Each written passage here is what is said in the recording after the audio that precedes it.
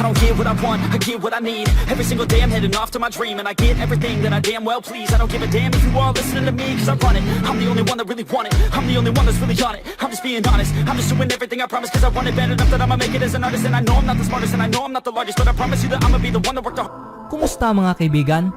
May bagong pag-uusapan na naman tayo ngayon.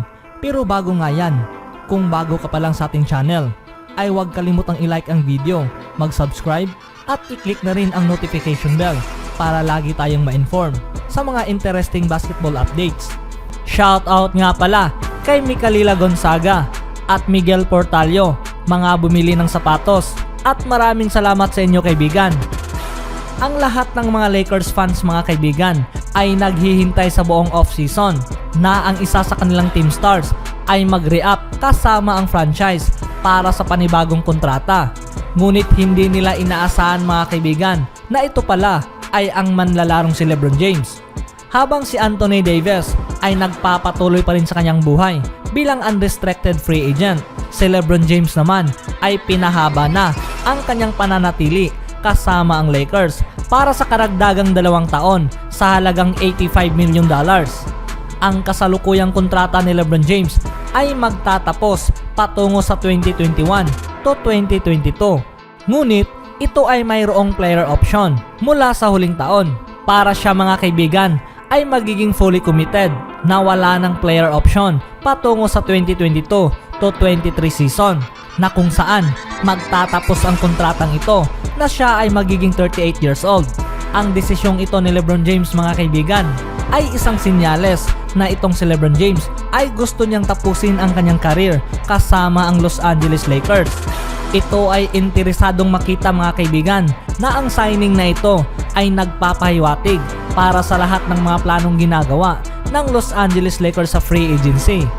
Mayroong mga usap-usapan mga kaibigan na itong si Anthony Davis ay magsasign lamang ng 1 o 2 taong kontrata para ma-free up niya ang kanyang sarili mula sa free agency kasama itong si LeBron James.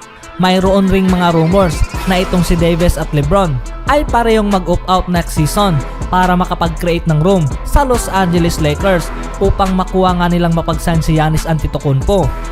Kung ilalagay man na si LeBron James mga kaibigan ay magkakaroon ng max extension kasama ang Lakers, ang kupunan ay mawawala ng room para mapanatili itong si Davis at mapag-sign itong si Antetokounmpo sa summer 2021. At nangangahulugan lamang na ang 2 taong kontratang kinuha ni LeBron James ay ang tanging daan mga kaibigan para mapanatili itong si Davis at posible nga nilang makuha ang 2-time MVP na si Giannis Antetokounmpo. Ano man ang mangyari mga kaibigan, kasama ang bagong kontrata ni LeBron James at ang inaasahang pagpirma ni Anthony Davis mula sa kupunan, maging ang plano ng Lakers sa free agency, ito pa rin mga kaibigan ay maituturing na isang massive win para sa franchise ng Lakers. Dahil itong si LeBron James mga kaibigan ay nakapagdala ng panibagong buhay para sa team at naibalik ang titulo patungo sa Los Angeles Lakers. Sa kabilang balito ang blockbuster trade na ito sa pagitan ng Rockets at ng Washington Wizards.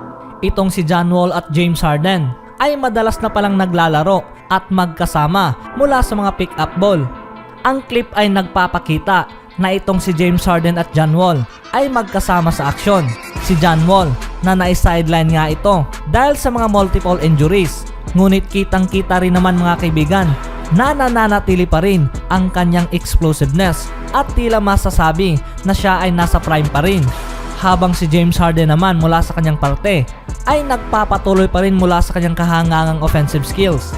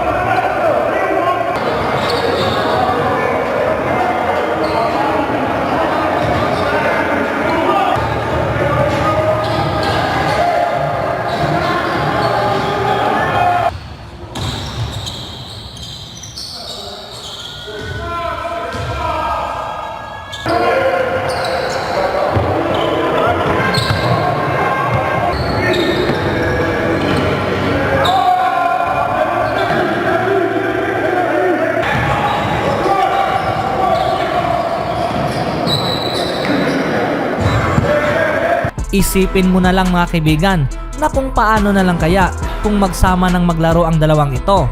Ayon sa report, ang madalas na pagsasamang ito mga kaibigan ay isang magandang sinyales para sa Houston Rockets na ang dalawang stars na ito ay nagkaroon na ng chemistry at may tuturing na isang banta mula sa Western Conference.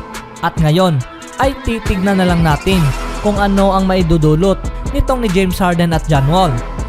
Ngunit isa lang ang masisiguro na ang Houston Rockets fans mga kaibigan ay excited nang makita ang explosive guard na si John Wall mula sa team. Aminin man na siya ay nagmula mula sa isang injury. Ngunit ang pick-up game na ito ay nagpapakita na itong si John Wall mga kaibigan ay magiging 100% pa rin at tanaw mga kaibigan na siya ay handang-handa na sa pagbubukas ng NBA next season kasama itong si James Harden at ng Houston Rockets.